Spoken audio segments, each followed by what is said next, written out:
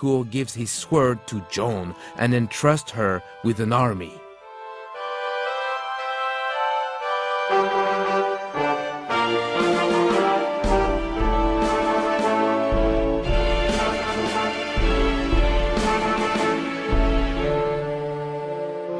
Orléans is freed from the English. The glorious march can start with bravos. Jeanne is now dressed as a soldier on her armored horse.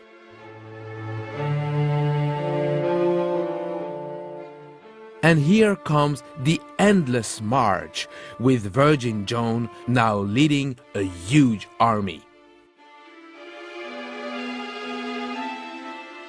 As a matter of fact, this superfilm production was unable to afford many extras, so it is always the same actors and extras that walk behind the set and before our eyes, and again, and again, and again and again, and always.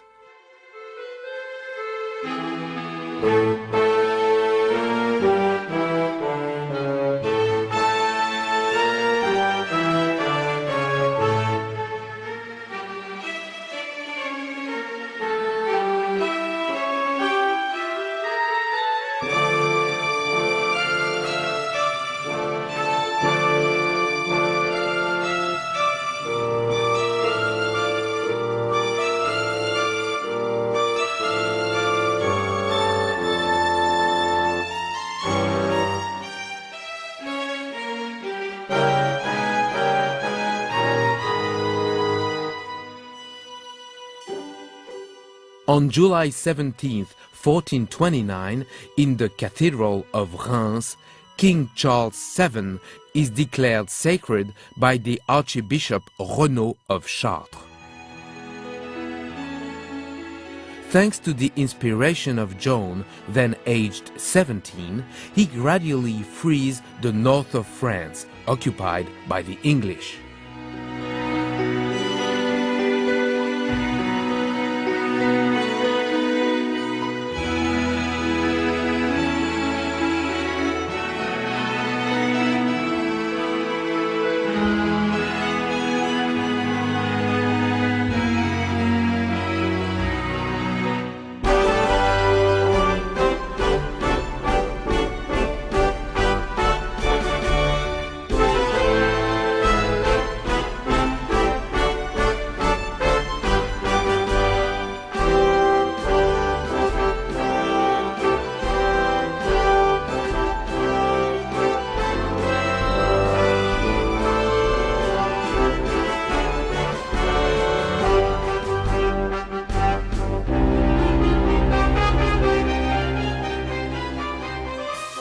We are in front of the castle of Compiègne.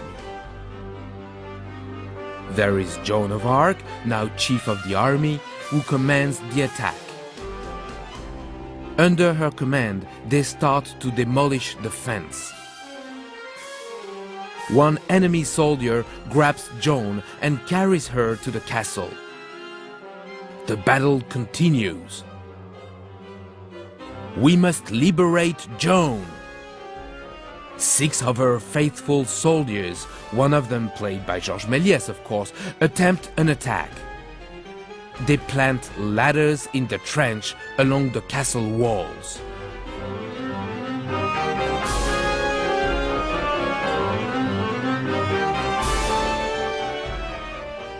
There are gunshots from every direction, but the soldiers continue to fight despite the shooting and the projectiles that fall everywhere.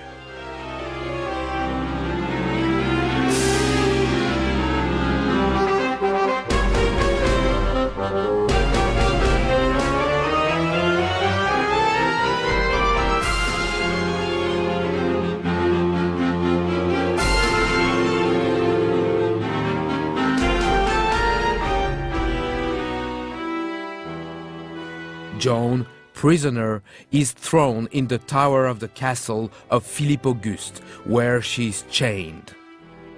Exhausted, she falls asleep. In her dreams, Saint Michel appears to her one last time to remind her of her promises and her destiny. Then, two saints come to light up the dreams of the Virgin Joan.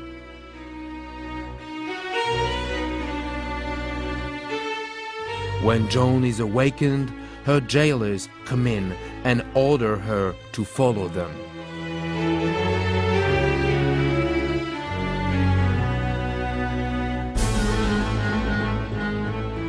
We are in the hall of the castle. In the center of the scene, the executioner stands beside the blaze. On the left sits Bishop Cochon and his associates, a priest and two penitent monks behind the judges. Cochon reads the charges to Joan. Joan is a good Christian, but she's accused of having dressed as a man, leaving her parents without their permission, and following God's judgment instead of the church's. The voices that guided her were inspired by the devil. Joan is defending herself, so Cochon orders her to sign a retraction. Joan refuses, throws the quill on the floor, and calls to the heavens that have always guided her towards truth and justice. On the love or the hate that God has for the English, I do not know, but I am convinced that they will be expelled from France except for those that die on this ground, said Joan of Arc during her trial, March 15, 1431.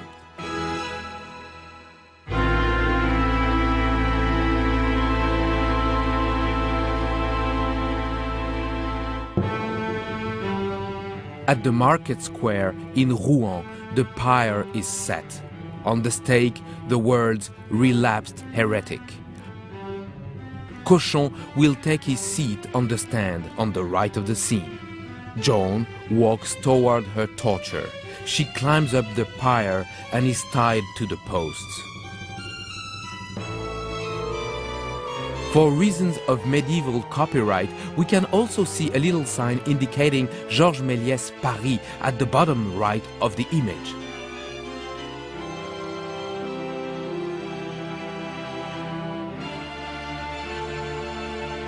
As the first flames raise, a priest arrives and gives Joan a cross to kiss, a sign of redemption. Finally, a man, again played by Georges Méliès, adds fuel to the pyre, then falls, poisoned by the smoke. The shocked soldier point out to the sky and remorsefully shout, "We have burnt a saint." Joan's arrival into heaven.